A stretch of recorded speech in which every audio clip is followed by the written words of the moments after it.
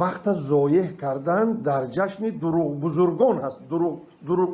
دروغ بزرگان هستیم. خلاص شما کلمه خب بینندگان گرامی فهمیدید ما ضد وقت ضایع کردن در جشن دروغ بزرگان هستیم. این مسئله خیلی مسئله وزمین است. این فقط اهل ضیا و علم و معرفت خوب میفهمند. ما ضد وقت مانه ضایع کردن در چی هستیم؟ دروغ بزرگان.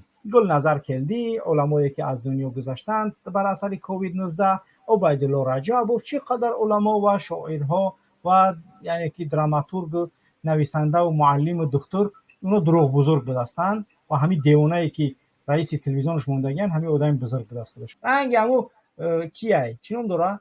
دیوانه بیک صبور ایشم ایش همه هیچ فرقیت نداره. رحمانوف انا همتری رو میگیره در رئیس این وضعی رئیس دانشگاه ملی بود. ای دانشگاه ملی گذراند آوردش وزارت معارف وای داد.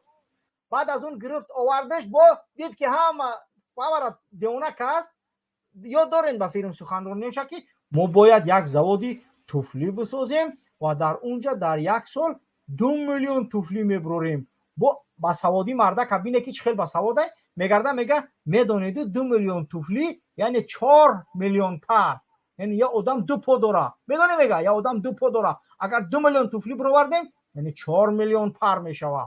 این وقت تماما گرینیه، یعنی علم بینش مو سواد بینه. این رئیس دانشگاه بود، رئیس دانشگاه گرفت وزیر معارف کشورش مون در معارف در عالم توف کرد، اوجا گرفت آوردش رئیس رادیو تلویزیونش مون با بزرگای این ملت تحقیر میکنه. این بچه جرتی انا که این ملت ولی هم خپه زیایی این ملت خاموش است.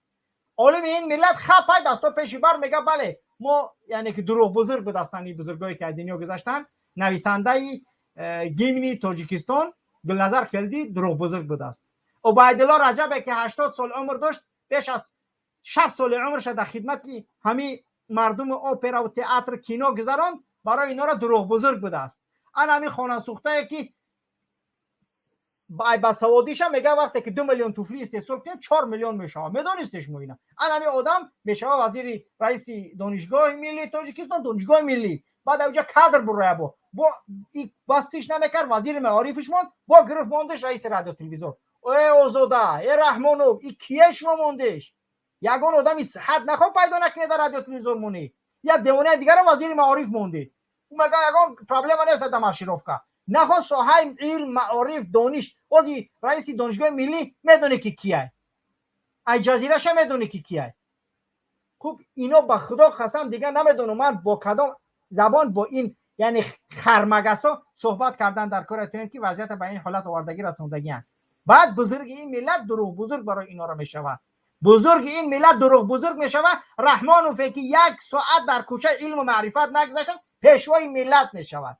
رحمانوف که 1 ساعت علم آموختگی نیست، کارش دروغ، فریب، شیطانی، آدمکشی، جنایت، تجاوز، قتل و کشتار است. اون پیشوا میشود. بزرگای این ملت از دنیا میگذرند، اونا دروغ بزرگ بودستند.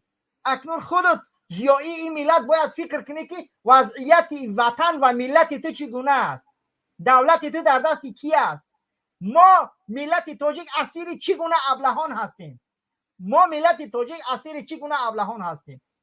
میپرسش که برای چی تو از درگذشت بزرگان گپ نمیزنی، از درگذشت افراد و شخصیت‌های معروف؟ میگه اونا ما وقت مون نمیخواهیم ضایع کنیم در مسئله دروغ بزرگا.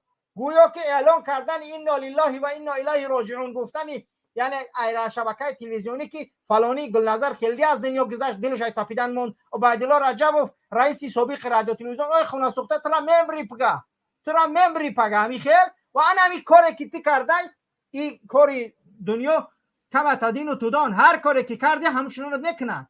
تو امروز گذشتگاه این ملت دروغ بزرگ میگوی، تو خودت تو چی میگن این ملت؟ با این قهارتی که در دانشگاه ملی کردی، با این قدر بیسوادیه که ملت در مدت چند 7-8 سال با چه قدر مصیبت غارت شیطانیگری آوردی. پیش ایت کی بود؟ یا دیوانه جوگی عبدالجبار کولک رحمانوف که از با مندستش سفیر تاجیکستان در ازبکستان. وا ویلو با خدا قسم اینا قدر ندارن، یا این ملت بی قدر باشه تماما. قشقاری کبوت گرفته سفیر تاجیکستان در ازبکستان مونده است. یا دیوانه دیگه ش گرفته است اوجا گرفت آورد رئیس رادیو تلویزیونشون. و اینا دیگه کار ندارن، اینا جای اینا زوپارک به خدا قسم، جای اینا زوپارک.